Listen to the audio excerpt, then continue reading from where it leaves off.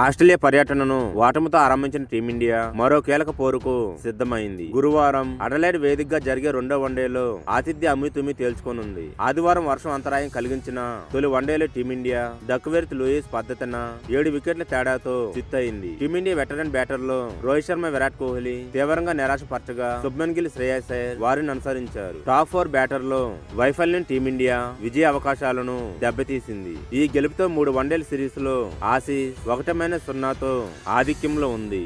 వీడియోను చూసే ముందు చిన్న రిక్వెస్ట్ అండి, వీడియోను లైక్ చేసి మీ సపోర్ట్ ని తెలియజేయండి. మొదటిసారి మన ఛానల్ ను చూస్తున్నట్లయితే సబ్స్క్రైబ్ చేసుకుని పక్కనే ఉన్న బెల్ ఐకాన్ ని ఆన్ చేసుకోండి. అడలైడ్ వేదికగా జరిగే రెండో వన్డే టీమిండియాకు డూ ఆర్ డై మ్యాచ్ గా మారింది. గెలిస్తే సిరీస్ లో నిలవనుంది. వాడుతూ మరో మ్యాచ్ మిగిలి ఉండగానే సిరీస్ కోల్పోనుంది. ముఖ్యంగా 4.5 నెలల తర్వాత రీఎంట్రీ ఇచ్చిన కోహ్లీ, రోహిత్ కు ఈ మ్యాచ్ కీలకం. వన్డే ప్రపంచ కప్ 2027 ఆడటమే లక్ష్యంగా పెట్టుకున్న ఈ సీనియర్ ఆటగాళ్ల భవిష్యత్తును ఈ సిరీస్ దేశ నిర్దేశం చేయనుంది. పెర్త్ వేదికగా జరిగిన తొలి వన్డేలో టీమిండియా 2 స్పిన్ ఆల్రౌండర్లు, 3 పేసర్లతో బరిలోకి దిగింది. అడలైడ్ పిచ్ సాధారణంగా బ్యాటింగ్ అనుకూలంగా ఉంటుంది. ఆరంభంలో కాస్త స్వింగ్ కు అనుకూలంగా ఉన్న తర్వాత బ్యాటింగ్ కు ఈజీగా మారుతుంది. బంతి పాతగా మారిన తర్వాత స్పిన్నర్లకు అనుకూలిస్తుంది. ఈ కండిషన్స్ నేపథ్యంలోనే టీమిండియా తమ కాంబినేషన్ లో స్వల్ప మార్పులు చేసే అవకాశం ఉంది. తన స్పెషలిస్ట్ స్పిన్నర్ కుల్దీప్ యాదవ్ను బరిలోకి దింపే ఛాన్స్ ఉంది. అదే జరిగితే వాషింగ్టన్ సుందర్ బెంచ్ కు పరిమితం అవుతాడు. Batting చేయగలడని కారణంతోనే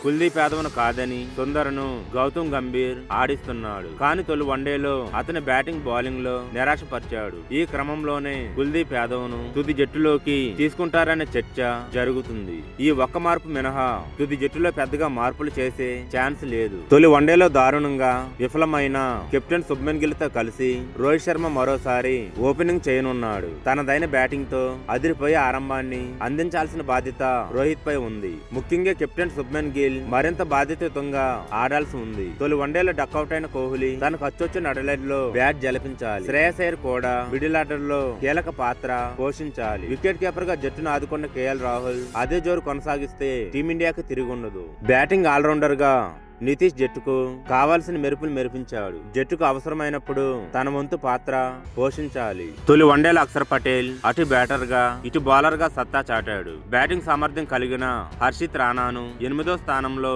batting చేయనున్నాడు. కుల్దీప్ యాదవ్ బరిలోకి దిగితే 9వ స్థానంలో ఆడతాడు. స్పెషలిస్టు పేసర్లుగా హర్షిత్ రాణాతో పాటు మహమ్మద్ సిరాజ్, హర్షదీప్ సింగ్ ఆడనున్నారు. తొలి వన్డేలో పర్వాలేదనిపించిన బౌలర్లు రెండో వన్డేలో సత్తా చాటాల్సిన అవసరం ఉంది. యశస్వి జైస్వాల్, ప్రసిద్ధ్ కృష్ణతో పాటు ధ్రువ్ జురేల్ కు మరోసారి నిరాశే ఎదురవ్వనుంది. ఆస్ట్రేలియాతో రెండో వన్డేకు భారత జట్టు శుభ్మన్ గిల్, రోహిత్ శర్మ, విరాట్ కోహ్లీ, శ్రేయస్ అయ్యర్, కేఎల్ రాహుల్, నితీష్ కుమార్ రెడ్డి, కుల్దీప్ యాదవ్ లేదా వాషింగ్టన్ సుందర్, అక్షర్ పటేల్, మహమ్మద్ సిరాజ్, హర్షదీప్ సింగ్, హర్షిత్ రాణా.